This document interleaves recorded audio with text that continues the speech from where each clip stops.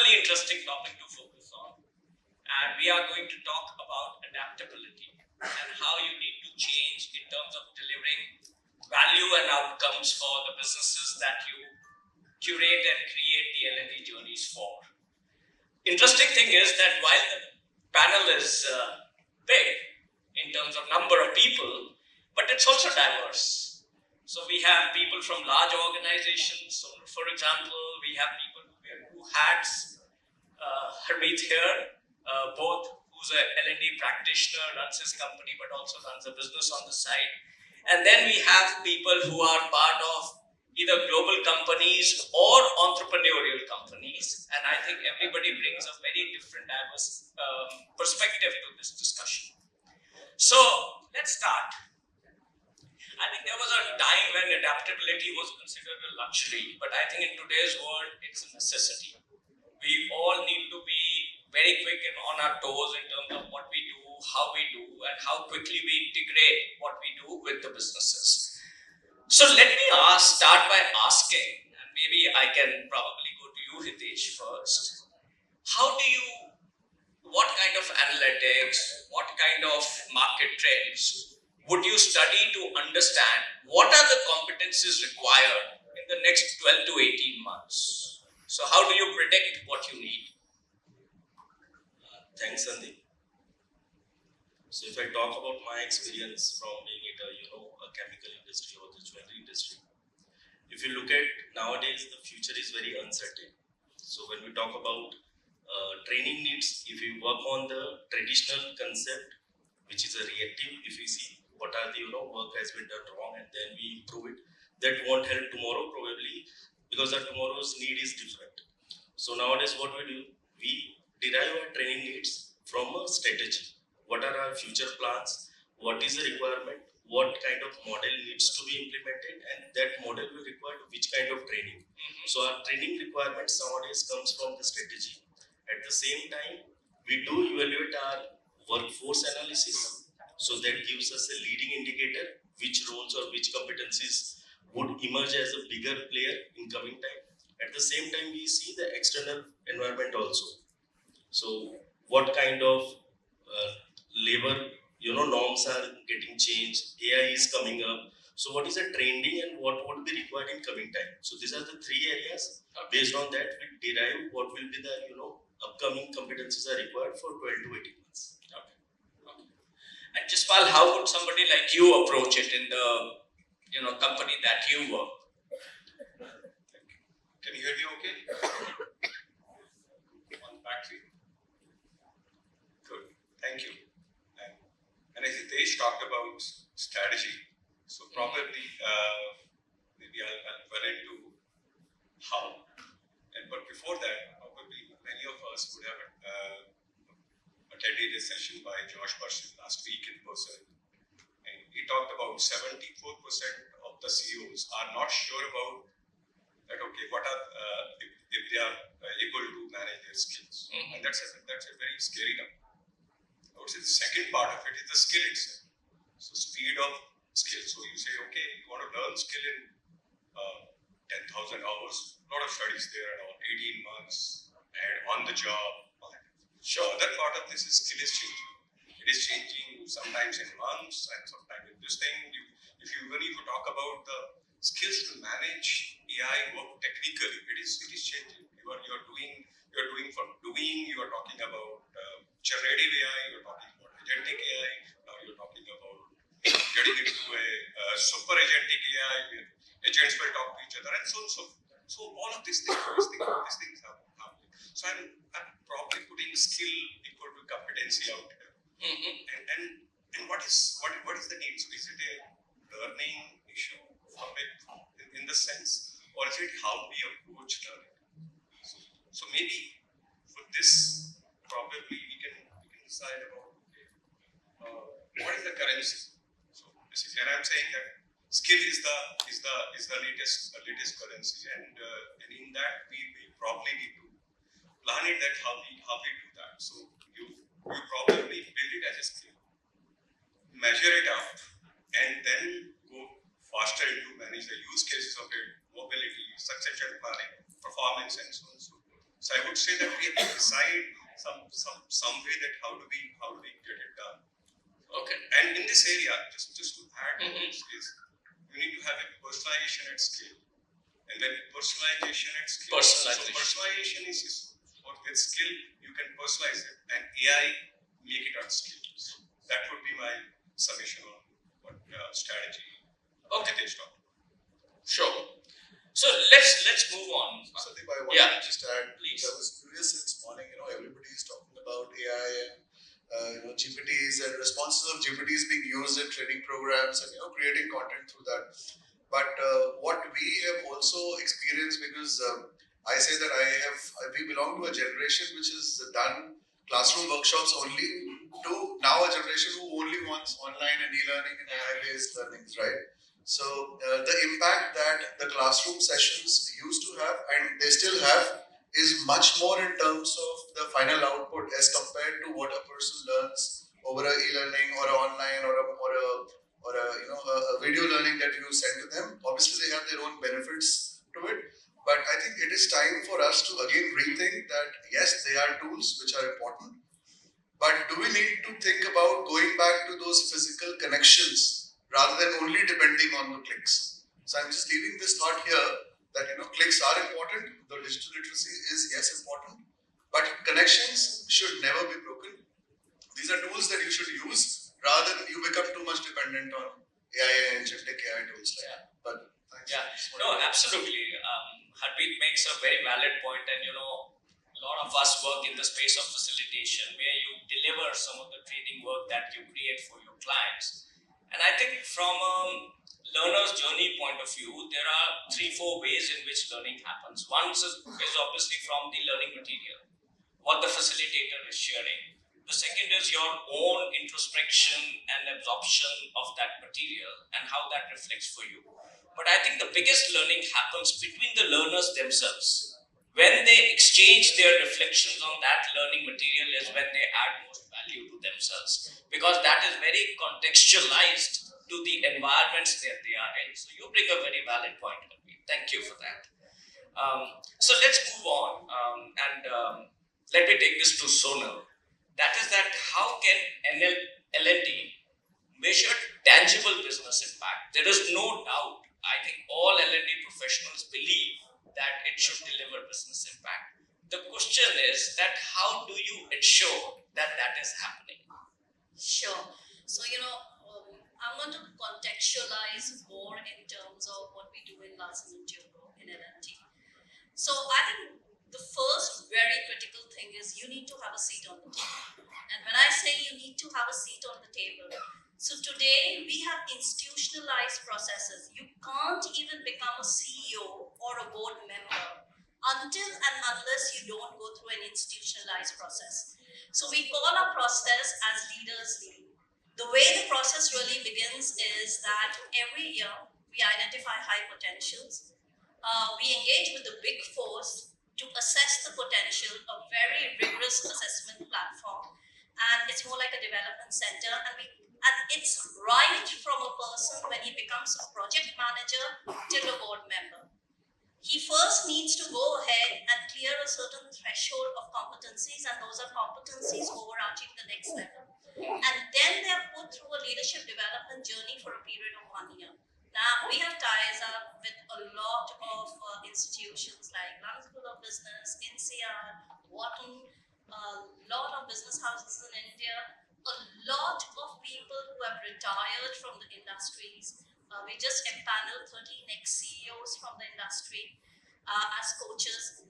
Once they go through this journey, they become a part of a pool which is called as Leaders League. Now, everything that we commit to the board, and they're all tangible numbers. So there are 4 parameters that we commit to. One is what is going to be the fungible pool to take up higher roles, which is going to be ready. Today, as we sit, it is 25.6% of our high potential pool. The second is what percentage of positions are we going to fill internally for N-1, N-2, N-3, N-4. So as we speak today, we've committed on the numbers till FY31, and those numbers we've done along, The commitment of the numbers sits with the CEO as his KRA and is signed off by the chairman. So we have clear numbers at every level. We've shown them the glide for the last 9 years because we're running an institutionalized process for the last 9 years. The other metrics is successor readiness code, which means if you make a person, you put a person in the next role, what is the percentage that he's going to be successful in that role? And we commit 90% and higher. And the last one is the attrition needs to be less than 5%. So the numbers are very, very sacrosanct for us. And the whole idea is that you need to build that much credibility for yourself where the leadership really believes that the growth strategy is actually linked to the people strategy. And, they both are synonymous to each other. And I think we've reached a stage of maturity because, of course, the process is really, really institutionalized right now. And, I'll talk more about how we are the custodians of the org strategy and how this really main folds from the org strategy. And that is where, for us, if we look at a Lakshya strategy, in L&T we call it Lakshya strategy, the next 5-year strategy. For us, talent empowerment is a pillar of the Lakshya strategy. So I think getting a seat on the table is very, very important.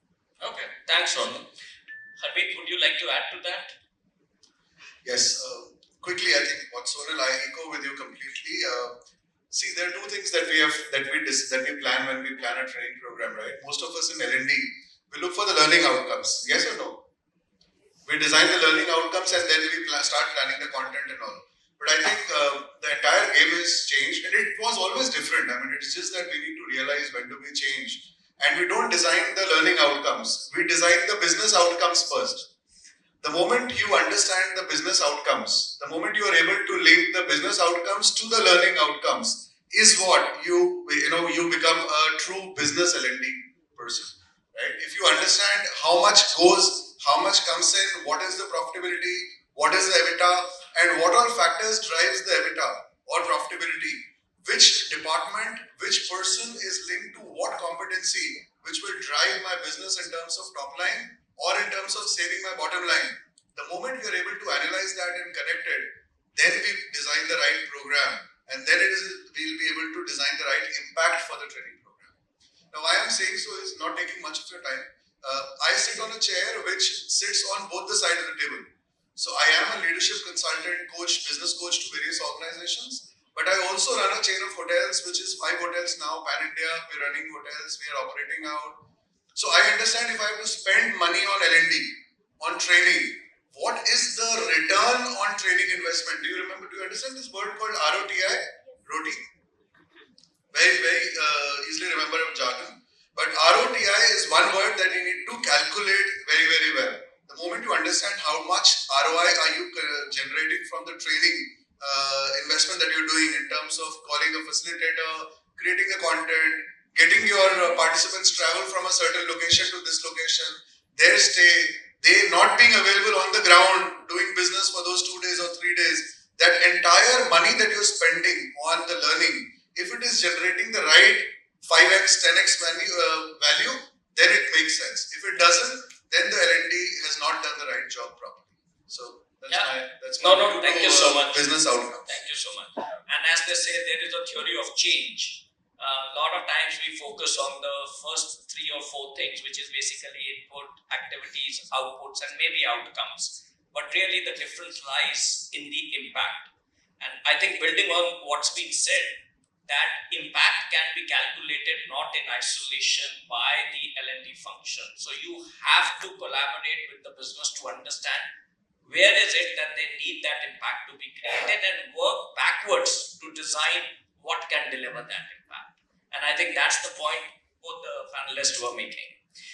Okay, so Arun, let me move to you and let me talk a little bit about a culture in which learning thrives.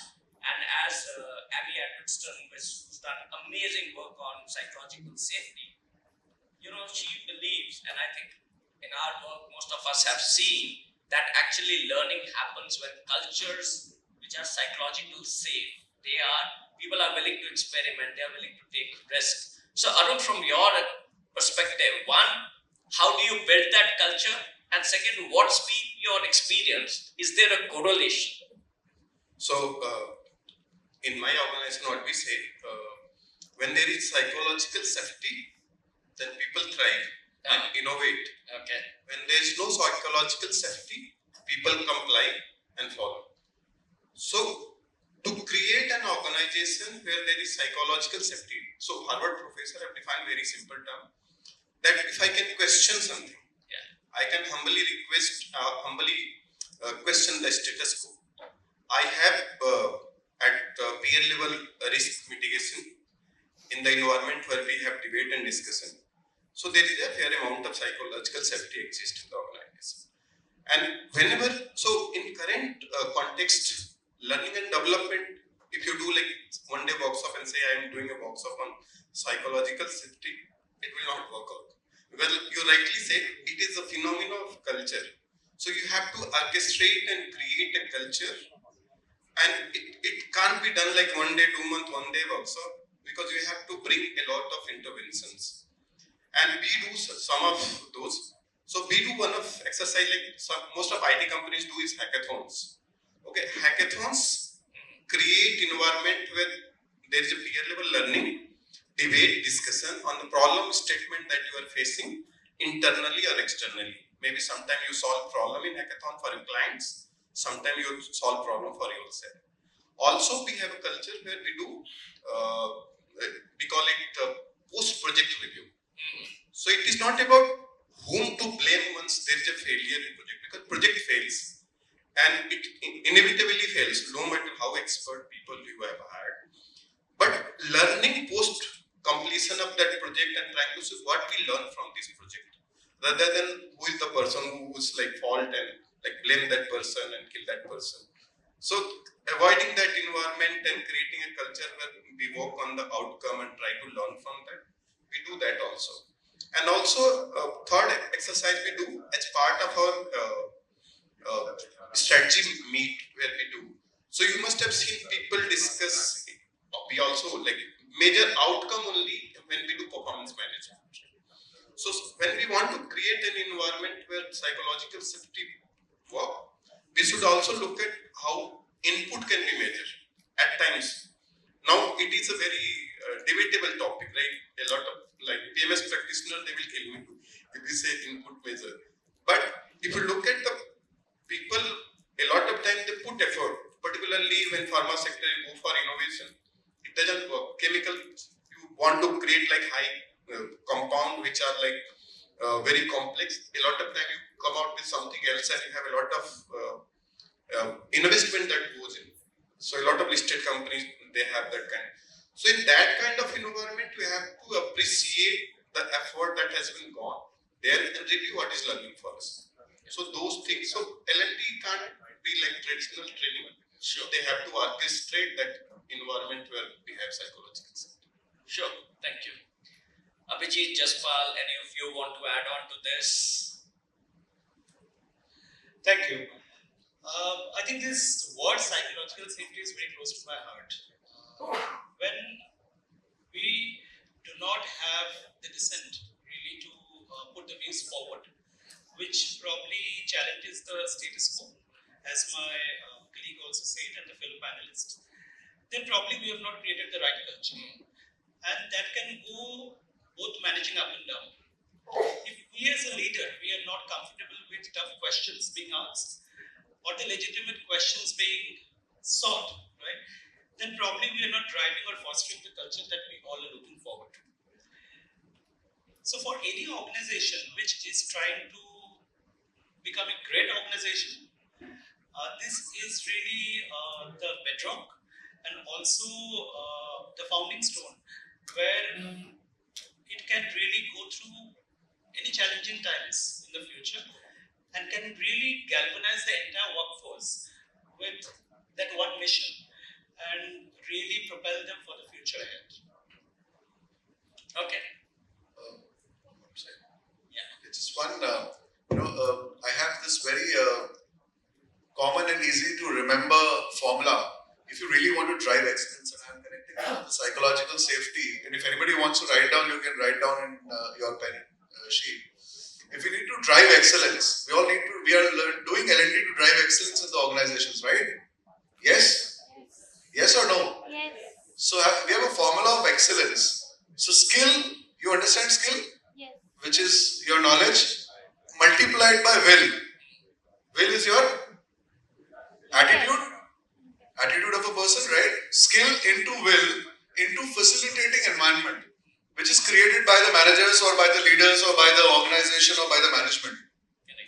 If this formula is not multiplied, skill into will into facilitating environment, any one of it is missing or is zero, then do we create excellence? Do we create excellence? Right? And facilitating environment is what the psychological safety is all about. So if this is zero, then the excellence is not achieved at all. Absolutely. Skill and will, anyways, you will provide because you are paid for that. Right? But if facilitating environment is not being supported by the management along with your planning and guidance to the management and to the teams down the line, then excellence is not achieved. So Okay, sure. So let's quick short comments from Sonal and Jaspal, please. So, in fact, we did a very interesting intervention throughout the organization. And it was called as paradoxical behaviors and paradoxical leadership. So we took our entire value framework and then we told people what are the paradoxes. So, because there were really struggles and there was psychological safety attached to it. So people said, you want us to show a lot of empathy, but there is so much pressure to achieve numbers. And so they started talking about the paradoxes that, they see in the organization. And we had open conversations around what are the paradoxes that they see in the organization today. And then we did this entire activity with the leadership team. How do you split the two paradoxes together and create psychological safety? And we've done close to 120 sessions in the organization. And it's wonderful to see how you see people opening up and creating that safety net in the here and now. So I want you to speak about that. Very valid point to make. Jaspal, quick. Probably I'll take it like two. But Sandeep, thank you for bringing this topic. Usually in the speed of things, we don't bring this topic. So thank you very much and everyone to speak about it. But probably while I'm thinking speak about it, I'm just feeling that there's a much better person in this room who can speak about it, Eva. So my colleague 20 years back on the psychological safety, the kind of a thing which we had in a team. But Eva, if you wanted to speak as an impromptu, you can. Or in data, maybe we have a side discussion on this topic, which is very something like that. But the other person you quoted is Amy, which is very dear to us. Probably from Harvard, physically very close, 20 minutes drive for our Indian office, and she does talk about a kind of a, and there's a lot of things she talked about it, but I think it needs to be a top-down kind of approach. Absolutely. So parts to in this approach. One is that intelligence of failure. Yeah. So you treat it like execution problem. You failed it. Okay, the performance goes down. This goes down. But leadership, that's a leadership or a managerial requirement. That okay, you take it. What do we learn out of it? And once you start that, and employees see this, they feel safe. So I think that's one part. Second, L&D professionals and a lot of us, there is something always being a big focus on, either on leadership development, top leadership development, or in the ranks and file. I think that time has always there, but time has to really come from this AI. You have to manage the middle management. If you can get the middle management done, and probably you will also have a question that how do we do it? How do we get it done? And how do we have a buy-in from the leadership? But I think if we can have that buy-in, middle management is the glue, which can actually drive psychological safety. Because if it happens on the top, you're only speaking. If it only happens in the bottom, it will not reach anywhere. Also, that's what I wanted to add. Thank you. Yeah, thank you. And as they say, psychological safety is not something you can believe you can create in an instant. It goes through 4 stages. There is the stage of inclusion safety, where you just feel safe being included. And then comes the stage of learner safety, where you are, and that is important for an L&D environment, that you feel safe learning in that environment. Then you come to the stage of contributor safety, which means that you learned enough to be able to contribute safely, and as part of that journey there would be failure, and how does the organization accept that failure. After that is the eventual space or the stage of safety, which is called the challenger safety, where the person believes that they can raise questions, they can debate on topics, they can challenge how things are done in an organization. So I think, we as L&D professionals, depending on the organizations and the environments that we work with, go through all these 4 stages with the eventual aim to be at the challenger safety mark. Let's move on, and I'm going to, Sonal, request you to talk about a little bit that how does L&D partner with leadership to really make learning an integral part of change, because change, transformation is what organizations struggle with, is what they want to achieve. So how does L&D partner? Yeah. So I think, I was even talking about this before. I think the foremost thing is that you need to be an integral part of the org strategy. And when I say you need to be an integral part of the org strategy, probably I'll break it down.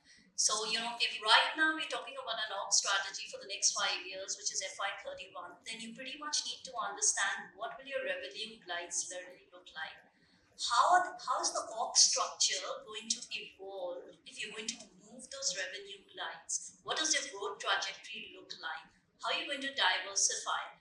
And I think it's so imperative for us to totally understand that org strategy, because whatever L&D strategy, and in our parlance, I run 2 functions.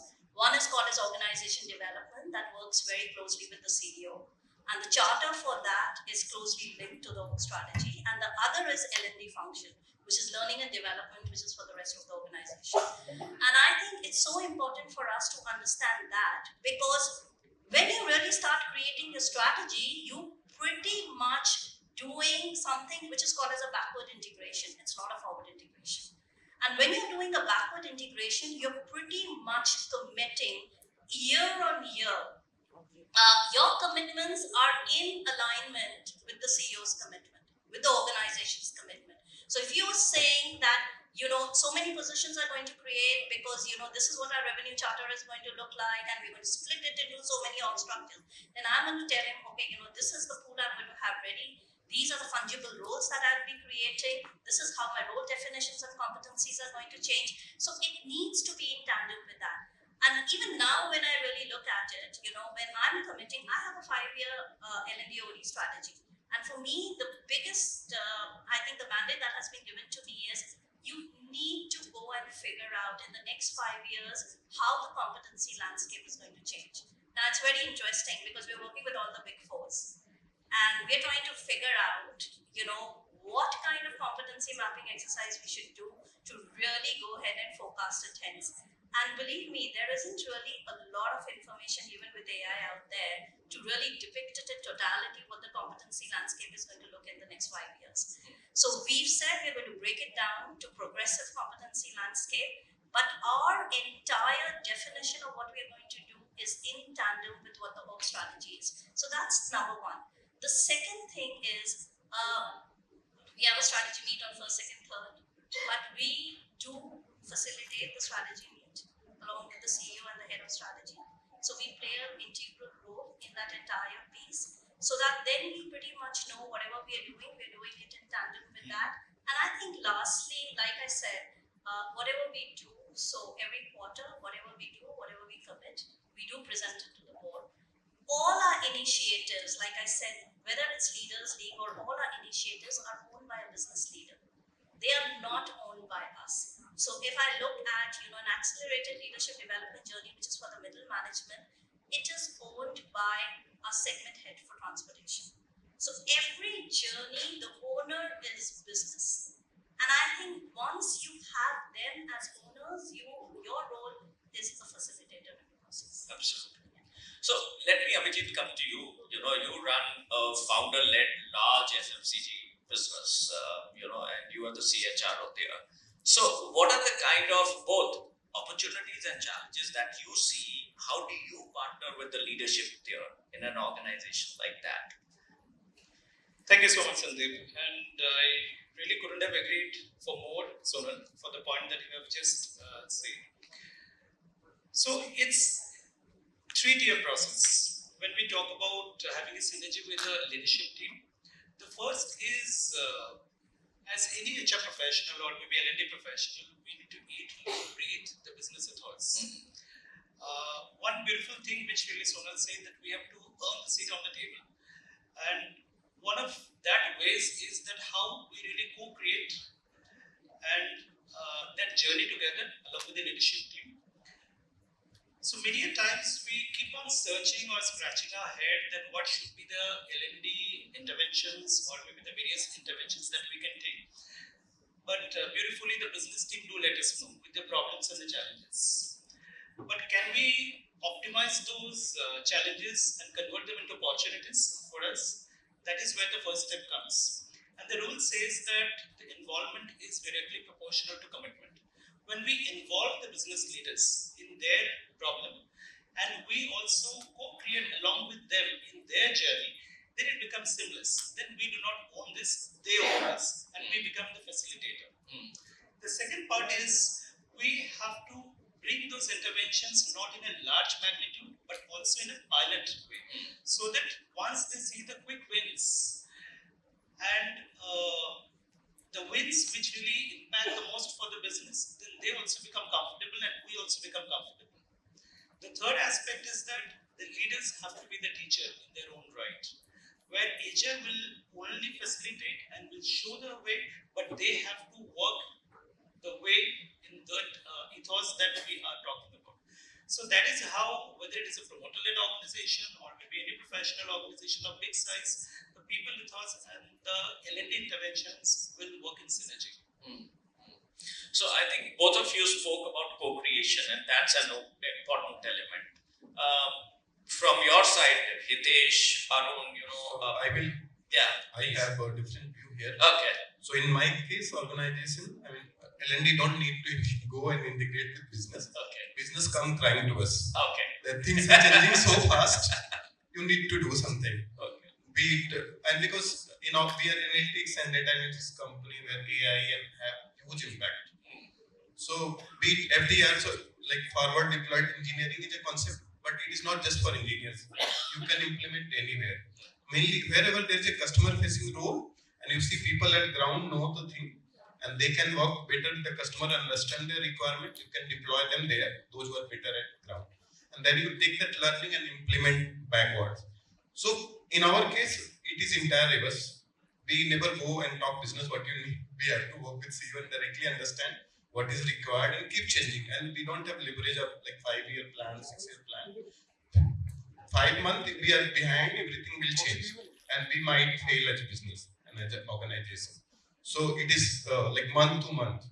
And the way like AI is changing, it is like more like talked, but on ground also it is changing and it is a structural change. Though people like because of adaptability and change acceptance saying there's a bubble and so on and so forth.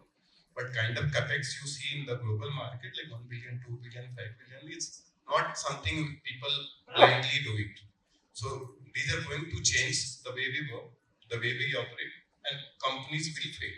Yeah. And if they don't adopt, and we are like one of those who provide service, so we are like fearful. Hitesh, you want to any views that you want to add to that coming from again an entrepreneurial-led business, and how do you kind of integrate with the leadership of? Yeah, I was just thinking, whatever Sonal has shared, Abhiji has said, what can be added? So I just wanted to add one terminology. Everyone would be knowing OTP. What is the OTP? Everyone knows. Yeah. So at our organization, OTP has a different stance. So when we say about a training calendar, everyone have training calendar which is designed by L&D team. Management will say so and so trainings you need to conduct. But we call, instead of training calendar, we call it a OTP. It is an organizational transformational plan. So it's not a training calendar. So learning and development department is not a support function, it is a core function of organizational strategy, where this transformational plan is very important to achieve the whatever the strategy has been decided by the organization. So at the start of the year only, this transformational plan will be designed with all the KPIs and metrics. Okay. So it is not a support function, it is a platform where organization will L&D will help. Without L&D, organization will not be able to achieve their goals. Sure. So that's what I can add from from KISNA point of view. So let me do this as we wrap up this. I'm going to open, the last question. Going to open it to the entire panel. Everybody can add there because it's a very generic question. How is the L&D function evolving?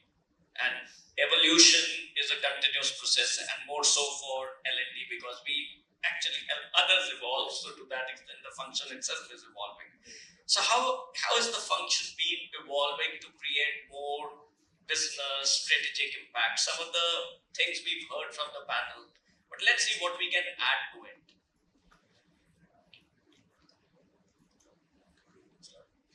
So we can talk about our organization, that is Anmol, how we are trying to imbibe that L&D ethos. So we have got three philosophies that we want to make an organization which is a productive organization, learning organization, and a listening organization. And what we really stand for, to really make it as one Anmol. So if that is the ethos, how we can integrate the larger picture from the sales team to the shop floor worker. So we try to imbibe those L&D and also with the storytelling concept, that how their contribution is really making an impact on the organization. And another principle that we really live by is an Anmol first. So whatever decision that we will take, whether it is a business decision, whether it is a day-to-day decision, we have to keep an organization first principle. So even if a person in the remotest corner of a plant who is working as a brick and mortar business, on a day-to-day basis, there are a lot of decisions which one has to take. But is he really keeping that organization ethos in mind? And we are trying to pick up those stories. Sure. And we are sharing those stories and trying to stitch them together with a larger picture. That how the entire workforce are aligned to the organization vision. Wherever we are finding any gap in terms of the capabilities, to get them elevated to the next level, then in that case, the upskilling and the reskilling also working as one more cohort to really stitch them together. That's my view. Okay. As I said, everybody can contribute. So it's been a big panel. I've not been able to do justice to many of them. So I think it's everybody's opportunity to add. Just a small point. You already added the right points as I also wanted to say. There are two things majorly which as a L&D professional, either as a consultant or as a L&D professional, both of us have to think. One is accountability. Before you decide anything in terms of developing or connecting it to the larger perspective, design the accountability first. The moment you know who is accountable for that process, for that improvement, for that transformation, the first learning starts from there. And the second thing that we need to all align is from that accountability, align the impact. So the moment the accountability and impact are aligned, the entire strategy deployment comes into place, right? As there's a Japanese concept called Hoshin Kanri, wherein the policy deployment happens, right? So similarly, from the values, from the chairman to watchman, or from the watchman to chairman, when everybody is aligned to that one single thought, everybody knows where am I accountable and what is the impact that I am creating to the entire vision of the organization, to the bigger picture of the organization, is where we, I think, create the strategy deployment truly function. Sure. So I think, in my opinion, the role how is changing for L&D or for OT is one, definitely, if you were to look at an entire culture manifesto of an organization, how is that we are somewhere empowering each and every individual? And when I say leader, for me, a leader is everyone in the organization. How are we really empowering them to be those culture steward for us? The second is definitely, we're taking an organizational to a more strategic, facilitative process. And the third for me would be really rebending the organization to create a more transversal organization, a more fungible organization. Because this whole anemia of having a straight-jacketed organization, having an organization which has no fluidity in it, I think that's also one of the biggest roles that we need to undertake as professionals. Create a transversal or fungible organization. Yeah. Obviously, it depends a little bit on the business that you operate in, but I think it's a valid point because adaptability, nimbleness in today's environment is more important than ever was. Please. From the time I have started seeing when L&D was like personality based and training, skill based training, now it has evolved, and evolution was like visible when like people started talking about learning organization and change. Now we talk about, so it is so much quantified now that it is very easy to connect with the business and value that we create for the business. Yeah. Also earlier it was matter of how much budget that you have for L&D. So if you have more budget, like you can do something what Sonal was talking about, right? Or if you have no budget, then also you can do nowadays, because there is so much content available on social media in terms of access because of ChatGPT and all the generative AI platform that provide. You don't need really a budget for learning and development. If you really like fascinated about creating content, or the content designing, or you want to create training program. I mean, minimum budget, then also you can drive to L&D where you really create value for your business. Yeah. I think if you have the passion, money you will find somehow. So please, yes, Jaspal, Hitesh. I think how we are evolving. So I think at this point of time, the way I see it, that we actually found a very good lever. So learning and development, and now we call it learning and talent development. So we are like on the passive side of it, on the cost side. But finally, we found a lever which can actually unite the leadership and the employees. So there are two things, and I would say that the coming of skill engagement, I have been double clicking on skill, and AI is actually a boon for a talent development and learning professionals. So why skill? Skill not only pay the bills for us as an employee, it also pay the bill for the organization. If you have good skills in the organization, it makes $sense. So picking that as a currency is a big idea. Everyone. So how does it happen? So if you have a skill as a currency and you have you can build a skill engagement model, you can do skill fungibility as Sonal talked about it, and organizations love that. Okay, I don't have to go and buy and the cost of learning, and so you do the skill management there and all. You provide the mobility so that you don't have to hire a lot of hires and so on. And how you can do that is AI. It's a personalization at scale.